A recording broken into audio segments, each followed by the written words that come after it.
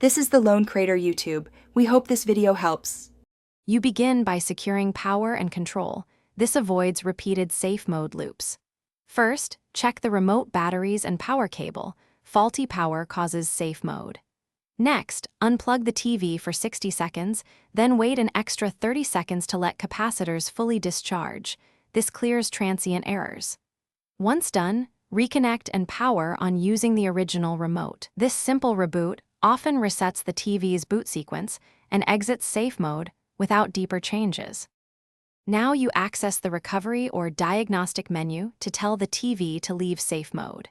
Using the original remote, press and hold power and volume down for 10 to 15 seconds.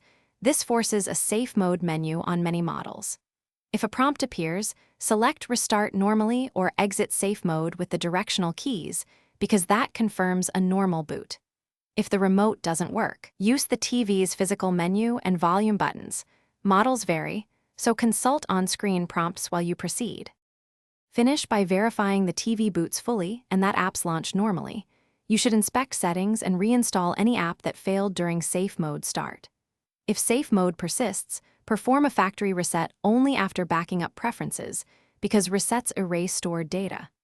As a key troubleshooting tip, try a different power outlet and test with another HDMI device to rule out external faults.